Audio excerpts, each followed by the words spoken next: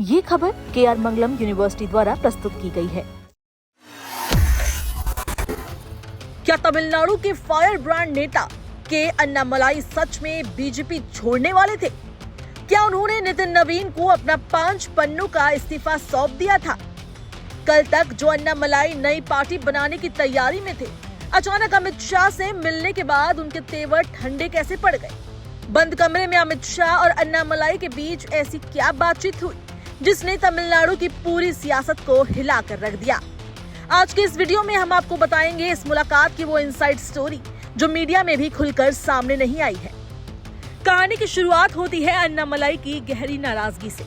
दरअसल विधानसभा चुनाव से ठीक पहले बीजेपी ने AIADMK के साथ गठबंधन कर लिया था। इतना ही नहीं, अन्नामलाई को प्रदेश अध्यक्ष पद से हटाकर नयनार नागेंद्रन को कमान सौंप दी थी। फैसले लेने की प्रक्रिया से खुद को अलग थलग देखकर अन्नामलाई काफी गुस्से में थे। चर्चाएं तो यहाँ तक थी कि बीजेपी से इस्तीफा देकर कोयम्बटूर से एक बड़ा आंदोलन या नई पार्टी शुरू करने की तैयारी में है। जब वो दिल्ली पहुंचे तो उन्होंने बीजेपी अध्यक्ष नितिन नवीन और राष्ट्रीय महासचिव BL संतोष से मिलकर मौखिक रूप से इस्तीफे की बात भी कह दी थी। लेकिन इन दोनों नेताओं ने उनसे कहा, रुकिए, पहले अमित शाह से मिलिए। और फिर हुई वो बड़ी मुलाकात। उच्च पदस्थ सूत्रों के मुताबिक केंद्रीय गृह मंत्री अमित शाह और अन्नामलाई के बीच विजय की ऐतिहासिक जीत के बाद तमिलनाडु की मौजूदा राजनीतिक परिस्थितियों और भविष्य को लेकर बहुत लंबी विस्तृत बातचीत हुई।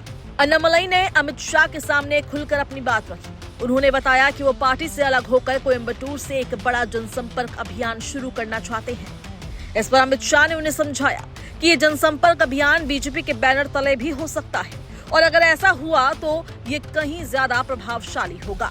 लेकिन अन्नामलाई ने तुरंत प्रदेश के ही बीजेपी नेताओं पर एक बड़ा आरोप मढ़ दिया। उन्होंने अमित शाह से साफ साफ कहा कि तमिलनाडु बीजेपी के कुछ नेताओं का भीतर ही भीतर AIADMK और DMK के साथ भीतरी गठजोड़ यानी अंदरूनी सेटिंग है। अगर मैं बीजेपी में रहकर ये अभियान करूंगा तो ये लोग इसे कभी सफल नहीं होने देंगे। अन्नामलाई की ये बात सुनते ही अमित शाह ने उन्हें एक बड़ा भरोसा दिया। शाह ने कहा कि उन्हें केंद्रीय संगठन की ओर से पूरा सपोर्ट मिलेगा और प्रदेश के नेताओं को इस मामले में सख्त और स्पष्ट निर्देश जारी किए जाएंगे। शाह के इस तगड़े आश्वासन के बाद अन्नामलाई के तेवर थोड़े नरम जरूर पड़े हैं। इतना ही नहीं, इस पूरे विवाद को सुलझाने के लिए तमिलनाडु के मौजूदा प्रदेश अध्यक्ष नयनार नागेंद्रन को भी तुरंत दिल्ली तलब कर लिया गया है। और हाँ, जो मीडिया में 5 पन्नों के इस्तीफे की खबर चल रही थी, बीजेपी के सूत्रों ने उसे पूरी तरह खारिज कर दिया है, यानी लिखित में कोई इस्तीफा नहीं दिया गया। तो क्या अन्नामलाई मान गए हैं? जवाब है अभी नहीं। अमित शाह से मिलने के बाद अब अन्नामलाई की मुलाकात सीधे प्रधानमंत्री नरेंद्र मोदी से होने वाली है। इस मुलाकात के बाद ही ये तय होगा कि अन्नामलाई को दोबारा प्रदेश अध्यक्ष बनाया जाएगा या फिर केंद्रीय संगठन में कोई बहुत बड़ा पद मिलेगा। उनका अगला कदम क्या होगा, ये PM मोदी से मिलने के बाद ही साफ होगा। आपको क्या लगता है, क्या अन्नामलाई को दोबारा तमिलनाडु बीजेपी की कमान मिलनी चाहिए? अपनी राय कमेंट बॉक्स में जरूर लिखिए। वीडियो अच्छी लगी हो तो लाइक और चैनल को सब्सक्राइब करना ना भूलिए।